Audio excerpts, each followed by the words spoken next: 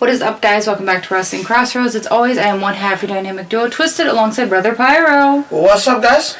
And we are recapping AEW Worlds End, and we are so sorry that we got this out a little late. Also, Happy New Year, y'all. I was getting there. Mm-hmm. I was going to say, scheduling conflicts per usual, especially with the new year, us ringing it in, unexpected work issues, so there is that. We're going to jump right in. Mind if I start? Please. 8-man all-star tag team match. Claudio Castagnoli, Bryan Danielson, Mark Briscoe, and Daniel Garcia take on Brody King, Roosh, Jay White, and Jay Lethal. Can't say much about this match, unfortunately, because if you did watch on Bleacher Report, a big portion of the match did get cut out. For whatever reason, there was a technical difficulty on Bleacher Report's end where it completely cut out a big majority of the match. So there's not much to say about this personally. Anything you have to say, Pyro, about this match? I mean, it started off real hot, real good. Mm-hmm. Again, losing that chunk of the match kind of killed all momentum in watching it, though. So Pyro, unfortunately, has no grade for this one. There's no reason to grade it. There was nothing. Can't grade something I didn't get to enjoy all the way through. True. Winners of that match is Claudio, Bryan, Mark, and Daniel, which at the very end we finally got to see the Daniel Garcia dance, which we were waiting all match for. And he did it with Mark Briscoe. Which makes it so much better. It was so much fun. Take us into our next one. Alright, Andrade and Miro one-on-one in a match that wasn't needed. No. In a match that wasn't needed. They really didn't do much. No.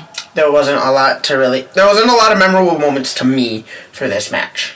The most memorable moment would, honestly, in my eyes, didn't even come in the match. It came on the outside when CJ Perry, which is Miro's real-life wife, blew Miro a kiss and then flipped him off with her finger wrapped up and bandaged. So, yeah. That was about it. That's the only memorable part I can take away from this match. I'm going to forewarn you guys, this one's going to be a little short, because there was a lot of that in this entire card. This was very bleh and mediocre. This show I would have been okay with never having existed. Give us our winner. Miro with the help of his wife. Who has now betrayed Andrade. That's okay, because as confirmed on the media scrum, Andrade's contract has expired, he hasn't re-signed, and he is officially out of the company. Okay, and your grade? C-. Doesn't surprise me.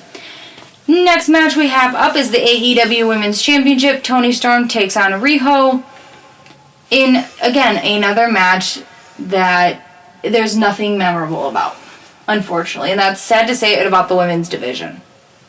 It was a dumpster fire. It was a dumpster fire? That's this whole show. That's how I feel about the whole show. So again, there's not honestly going to be much input from us. It was more one-sided towards Toni Storm. Obviously, she's kind of the favored for having the bigger build, body structure-wise, as Riho is really, really small. Your winner and ultimately retaining her championship, Toni Storm, and your grade for this one. We're going to repeat my grade from the last match. So C-? Yes, ma'am. Alright, next one. Swerve Strickland versus Dustin Rhodes. Dustin filling in for an injured Keith Lee. Most of the action happened prior to the match. Lee, while Dustin was making his entrance, attacks him. Princess Ndugu. Yes. Is helping with aid with the attack. There was the cinder block to the knee. Ankle. Thank you. But again, a lot of it just coming from prior to the match starting. You get the ref asking Dustin if he's sure he can continue. He's getting evaluated by medical staff. They're trying to walk him out, and Dustin's like, nah, I ain't no punk. Gets back in the ring. Match starts. Swerve dominates pretty much the entire match because... It wasn't one of those where, you get back in the ring, the bell rings, and then... Dustin tried to put up a fight. Instantly, the fight is done. But yeah, he did put up a pretty good fight. He tried to put up a fight, but it was pretty one-sided due to the Injury due to the ankle. Yeah. Yep. Picking up the win, Swerve Strickland. And your grade? What did I grade this? Because I don't... C+. C+. Alright, so I got a little bit higher than the ones beforehand. Not much, but a little bit. Oh yeah, wipe the windows. Wipe the windows. Yeah. We make fun of Princess Ndugu anytime he comes out with that. It was funny because I was dance. listening to my music earlier and I forgot I have Swerve's theme song.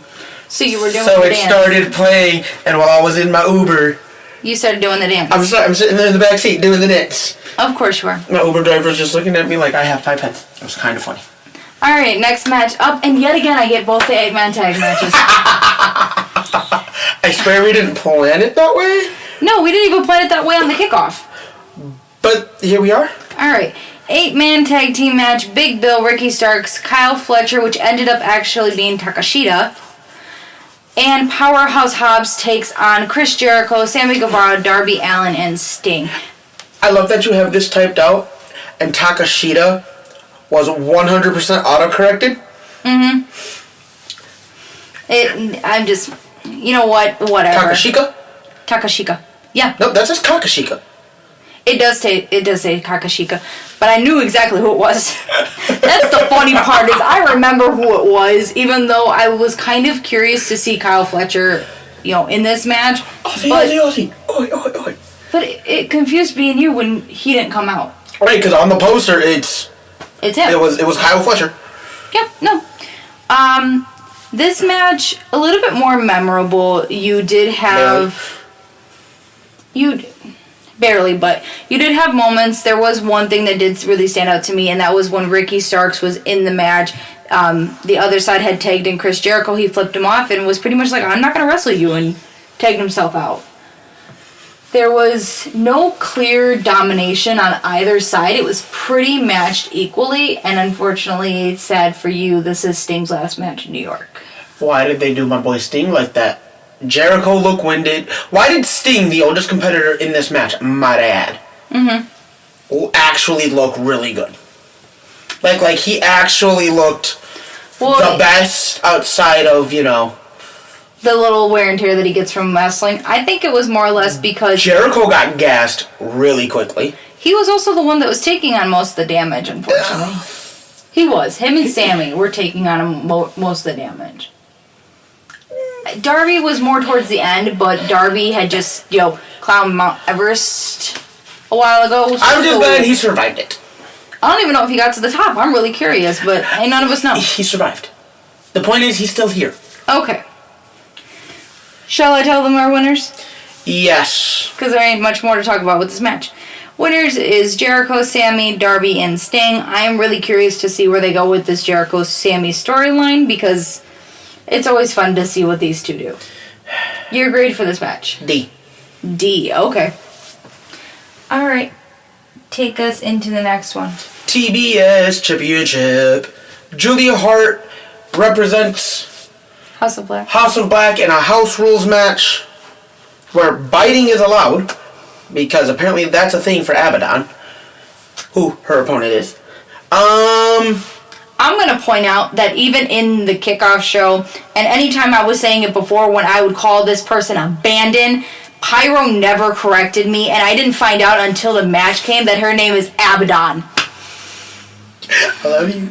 Nope. I love you. No, not when it comes to Abaddon. Clearly you don't, sir.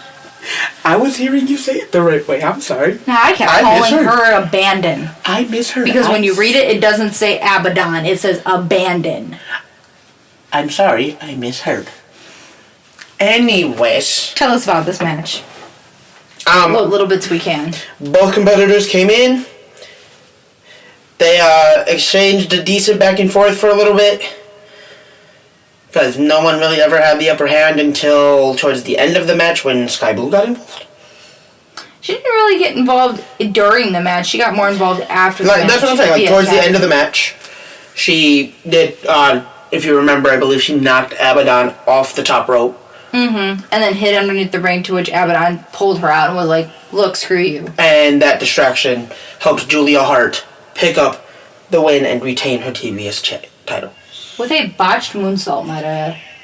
They did point that out. It was a botched moonsault. I also want to point out that Sammy's shooting star press did not hit any of the midsection. He got all upper thigh. Yeah, you pointed that out as well. All upper thigh. Like, my boy, you didn't even hit where you were supposed to. Alright, next match after the TBS comes the TNT Championship. We have Christian Cage defending his title against Adam Copeland. What was once the best of friends has turned bitter enemies, and I know I forgot your grade. I gave that one also a C-. C- on that one? Yeah. See, we're just trying to run through and, so again, once best friends turned bitter enemies now that they are both in AEW together. Christian has this vendetta against Adam, saying that once Adam got in the spotlight in WWE, he kind of pushed him to the back. You are the one that has watched all of this. I mean, it's not that he necessarily pushed him to the back, but he definitely wasn't the bigger star. Hence his Impact's career. So, this match, obviously a no disqualification. There was a lot. There was tables, chairs, ladders, everything that these men favored well in their time in other wrestling promotions together, and pretty much a match concept that they brought in to this. I will say I love the nod to his WrestleMania 20. WrestleMania 22 match with hardcore legend Mick Foley. Not only wearing his gear from then, but also putting a table on fire and then only sending the ass end of... what's his name? Nick Wayne. Nick Wayne through the table. Only his ass. He went through the table. No, he didn't. He hit the table and slid. The table flipped over. Nobody went through the table. The table was still very much intact at the end of the spot. I wish he would have went through the table. I would have loved to have seen. It would have been great because Mick Foley went through the table. Mick Foley crashed through the table and burned. Literally.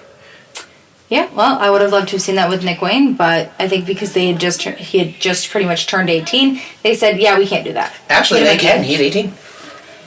Whatever.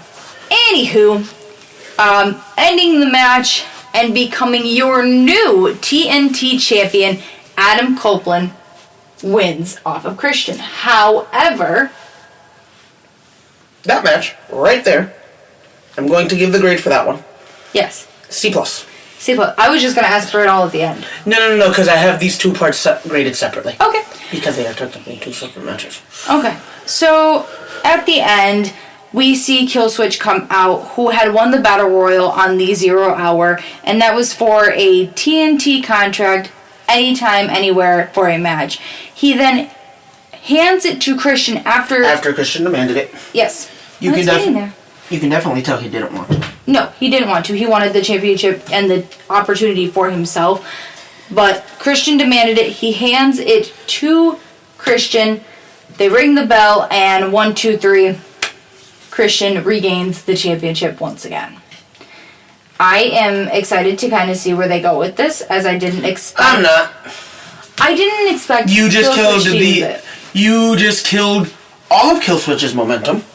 You just completely derailed the purpose of your whole story and the whole purpose of that first match in general.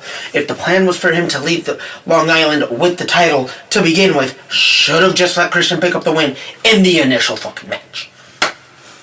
So what would you plan next for this? Steel cage.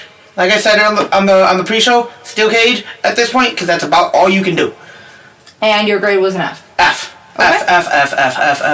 F. Mega F. Take us into the next match. AEW Continental Classic Final. Eddie Kingston, Jon Moxley again. Pretty good best friends turned rivals and enemies. This match was probably the best executed match on the main card. It's sad to say that your two best matches of the night came on your 0 Hour. A moment that nobody actually pays attention to. And those matches were? Statlander and Willow. Hook and Yuta. I loved the Hook and Yuta match, definitely. By the way, to recap those wins real quick, Willow picked up the dub. As she said earlier, that 20-man battle royal, Killswitch, and Hook retained his FTW titles. Because, duh. But yeah, the fact that those were your two best matches of the night, really says something, especially with this. TK, lay off the drugs. Especially with this, is you're ending the year pay-per-view, and we don't have another one till when? March. Oh. Thank God. Lord.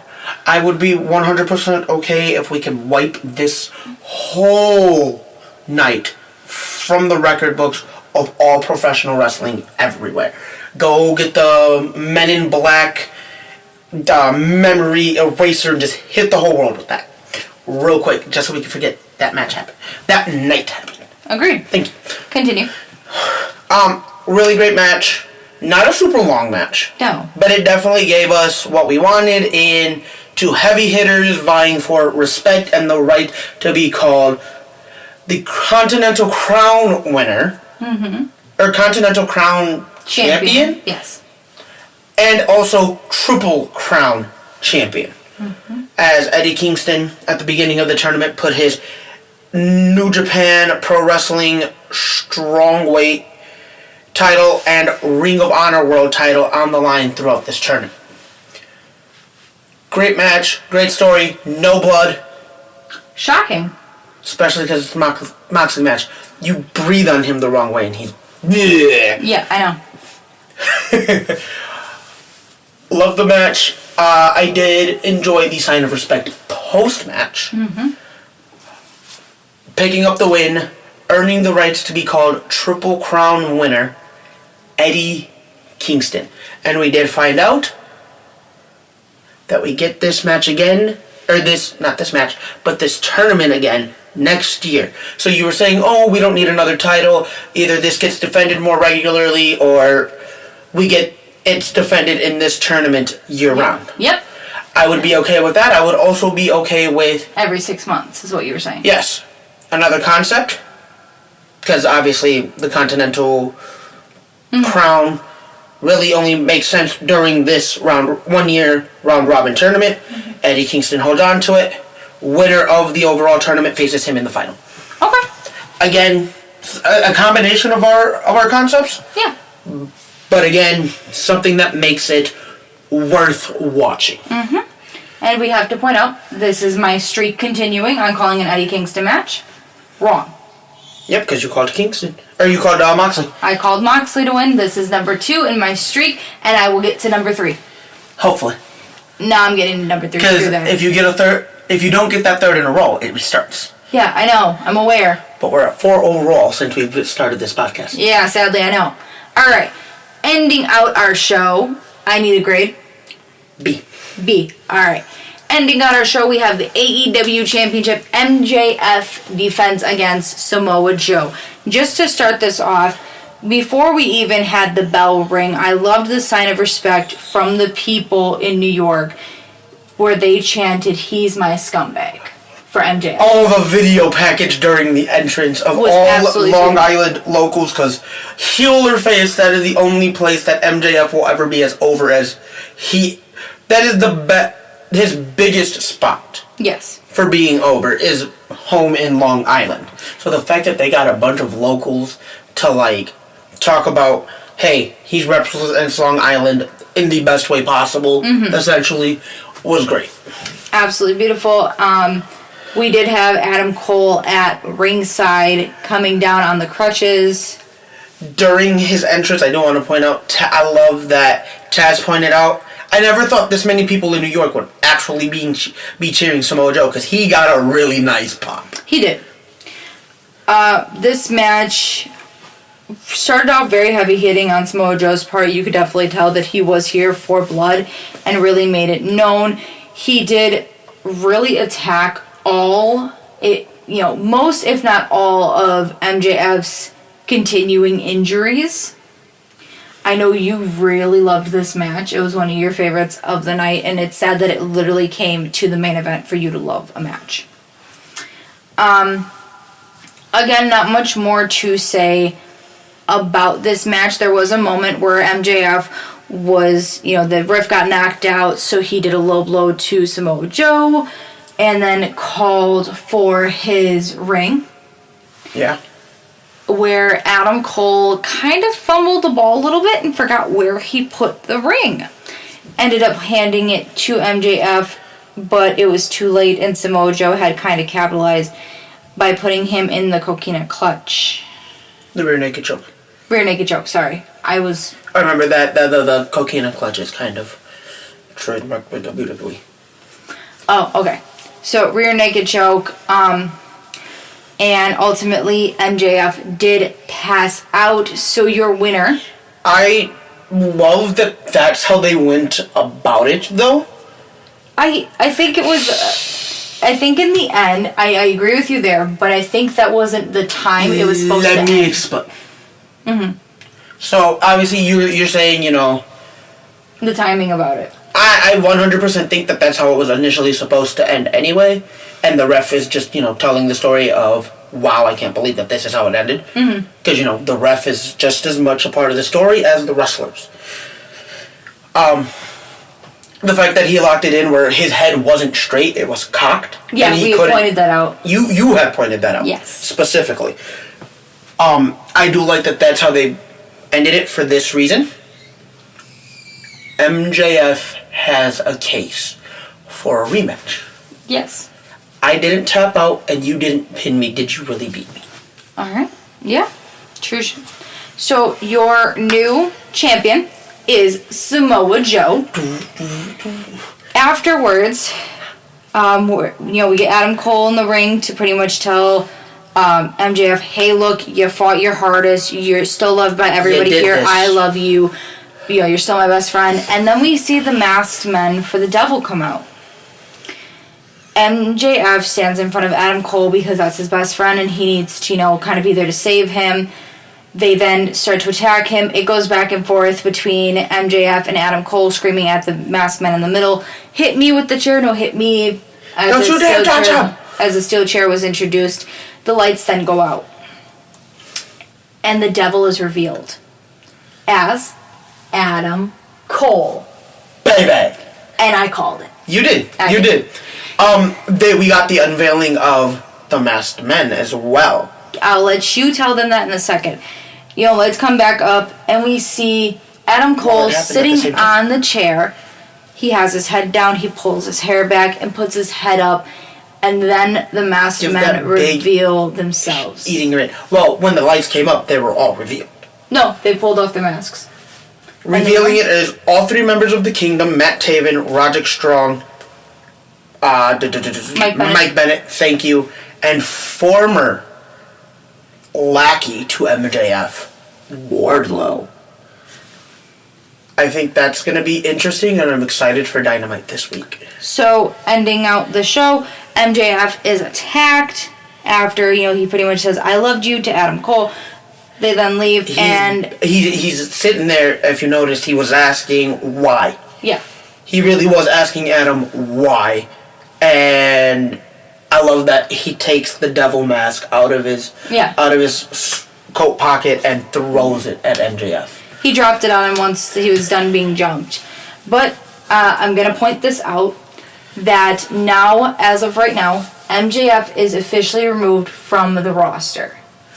I know you were saying it's a work. We're going to see where it goes. Because, the whole bidding war of 2024, that whole storyline that he wants, but at the same time, I believe they've already stated a few months back that he's already resigned. So, you kind of shot yourself in the foot with a storyline there. Well, I think it's a really good way to just keep him away from all things wrestling, to continue the storyline, but also that man definitely needs some injury recovery. He does, but I guess we will honestly have to see where this goes. I know I was looking and found out, he was removed. We have, Mr. Brody Lee after him, and I believe Miro is right before him, and MJF usually in the middle there on the internal roster is now gone. So we will see come March where this all leads to if MJF is back, if MJF ends up magically in another company. We have no clue where this is going. But when do we come back to these lovely people, Pyro? The weekend of January 27th for the official start to the road to WrestleMania, starting in, I want to say they're in Florida. I couldn't tell you right now. I will look right now, because I believe it's in Florida. You believe it's in Florida? I believe it's in Florida. I don't know if it's in Florida. I'm gonna look right now. I'm looking right now. Yes, in Tropicana Field in St. Petersburg, Florida. Oh, Yeah? The last time they were there was the year of the pandemic. Oh, yippee. The Royal Rumble.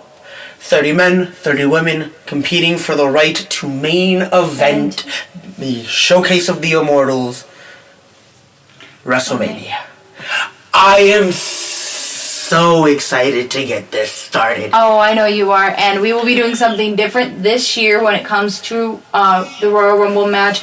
We will explain it come that show, so you'll hear it then. See, sports fans, hockey season's coming up, football season, basketball, baseball, whatever. And for us, WrestleMania season, baby. It is our Super Bowl. Yeah, it is. So, alright, this has been Wrestling Crossroads. Love y'all. Have a good night. Happy New Year. And we are out for the first one of 2024.